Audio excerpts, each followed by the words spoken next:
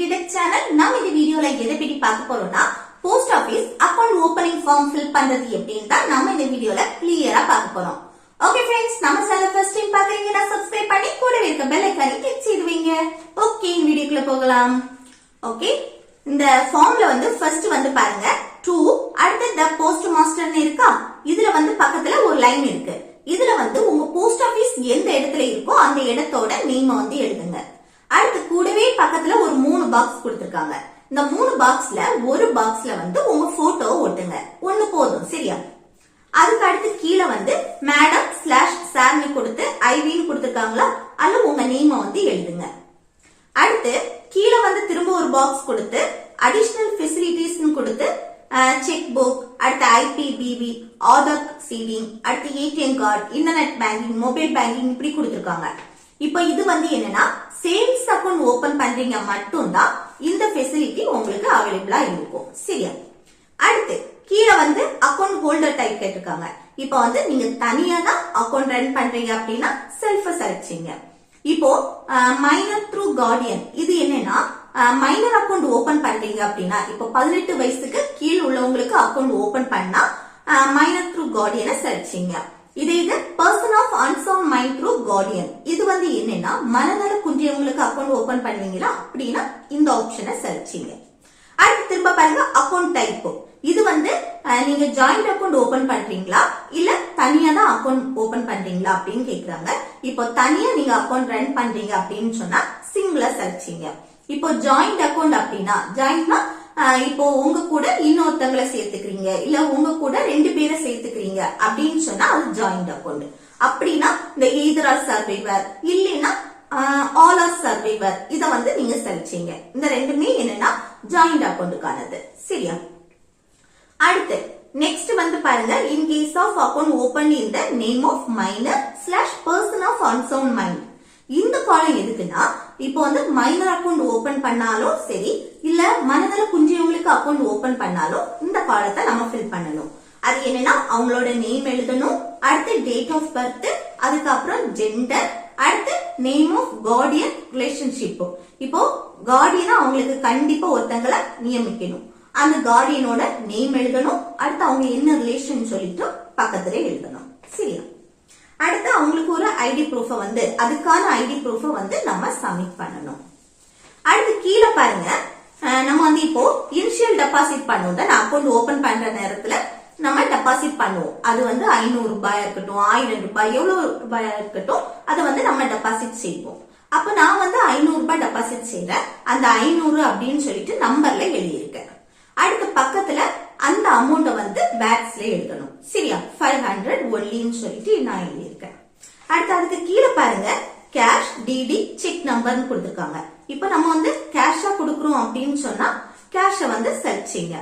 இல்ல DD check number அப்படின்னு சொன்னா பக்கத்துல அந்த செக் நம்பர் எழுதணும், அடுத்து டேட் எழுதுங்க, சரியா?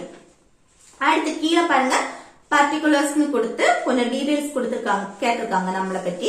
அடுத்து first applicant, second applicant, third applicant சொல்லிட்டு 3 பாக்ஸ் கொடுத்திருக்காங்க.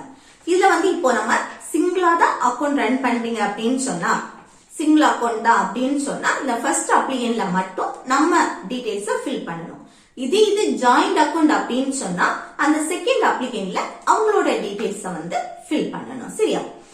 இப்போ நான் சிங்கிளா தான் அக்கவுண்ட் ஓபன் பண்றேன். சோ என்னோட டீடைல்ஸ் மட்டும் நான் ஃபர்ஸ்ட் அப்ளிகன்ட்ல ஃபில் பண்றேன். இப்போ நேம் ஆஃப் த அப்ளிகன்ட், இதுல நம்மளோட நேம் எழுதணும். அடுத்து நேம் ஆஃப் ஹஸ்பண்ட், ஃபாதர், மதர்னு கொடுத்திருக்காங்க. இதுல என்னன்னா உங்களுக்கு மேரேஜ் ஆயிடுச்சு அப்படின்னா ஹஸ்பண்டோட நேம் எழுதுங்க, இல்லைன்னா அப்பாவோட நேமோ இல்ல அம்மா நேம் எழுதினாலும் ஒண்ணும் இல்ல. அடுத்து ஜெண்டர், மெயிலா ஃபீமேலான்னு செலக்ட் செய்யணும். அடுத்து டேட் ஆஃப் பர்த் எழுதுங்க. அதுக்கப்புறம் ஆதார் நம்பர். இப்போ டேட் ஆஃப் பர்த் நம்ம பேக்ஸ்ல எழுதணும் அப்படின்னு கொடுத்திருக்காங்க. ஆனா அப்படி எழுதணும்னு கம்பல்சரி கிடையாது, சரியா? நம்பர்ல எழுதினாலும் தப்பு கிடையாது. அடுத்து ஆதார் நம்பர் எழுதுங்க. அடுத்து பேன் நம்பர் கண்டிப்பா எழுதணும். இப்போ பேன் கார்டு அக்கவுண்ட் ஓபன் பண்றீங்க அப்படின்னா இப்போ நமக்கு பேன் கார்டு கட்டாயமா தேவைப்படுது. சோ பேன் நம்பர் எழுதுங்க. அடுத்து சிஐஎஃப் ஐடி அது தேவை கிடையாது. அடுத்து பாருங்க பிரசன்ட் அட்ரஸ், பெர்மனன்ட் அட்ரஸ் 2 கொடுத்திருக்காங்க.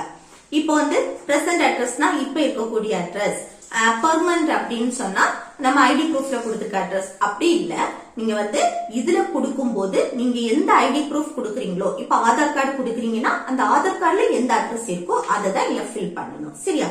இப்ப பிரசன்ட் அட்ரஸ்ல இருந்து ஸ்டார்ட் பண்ணி பெர்மனன்ட் அட்ரஸ், அதுல ஒரே அட்ரஸ் தான் நம்ம வந்து ஃபுல்லா ஃபில் பண்ணி முடிச்சிருக்கோம். அடுத்து மொபைல் நம்பர், உங்க மொபைல் நம்பர் எழுதுங்க. இமெயில் ஐடி இருந்தா அதையும் எழுதலாம். அடுத்து பாருங்க, ஐடி ப்ரூஃப் அண்ட் அட்ரஸ் ப்ரூஃபுக்கு 2 டாக்குமெண்ட் கேட்டிருக்காங்க. இப்ப நான் ரெண்டுக்குமே ஆதார் கார்டே நான் செலக்ட் செய்யறேன்.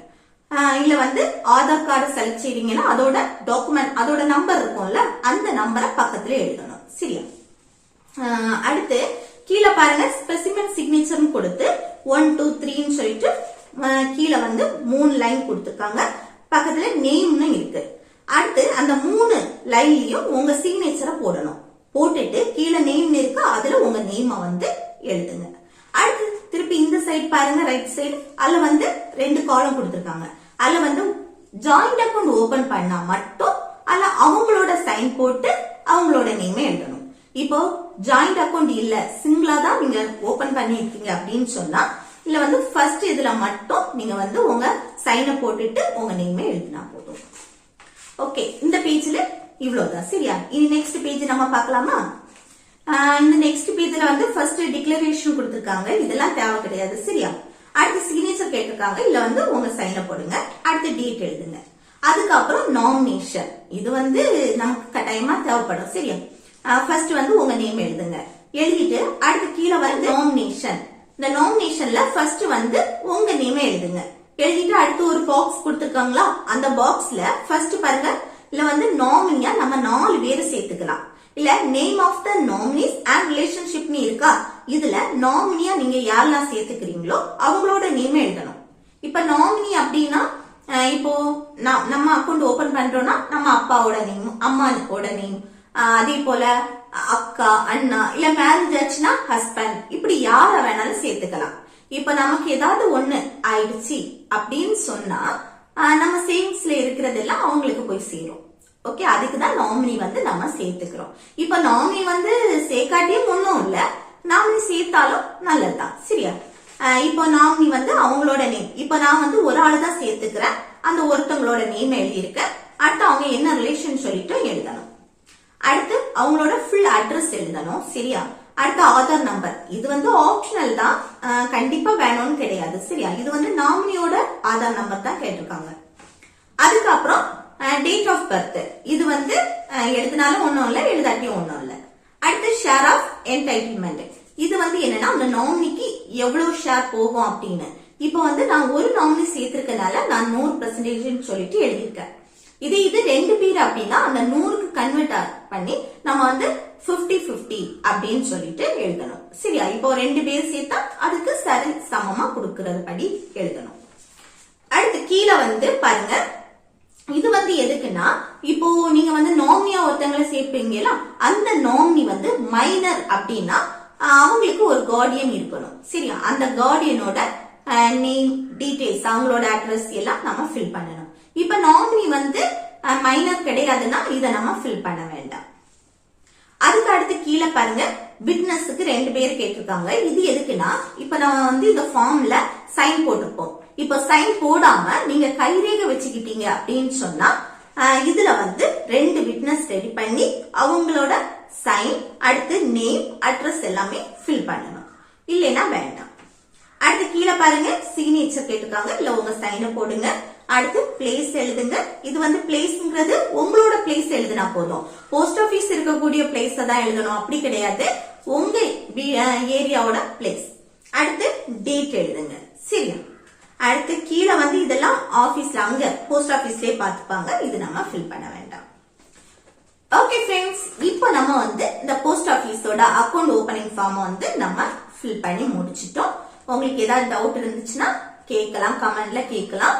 ஓகே, இந்த வீடியோ உங்களுக்கு யூஸ்ஃபுல்லா இருக்குன்னு நினைக்கிறேன். யூஸ்ஃபுல்லா இருந்துச்சுன்னா இந்த வீடியோக்கு லைக் பண்ணுங்க, உங்க ஃப்ரெண்ட்ஸ்க்கு ஷேர் பண்ணுங்க.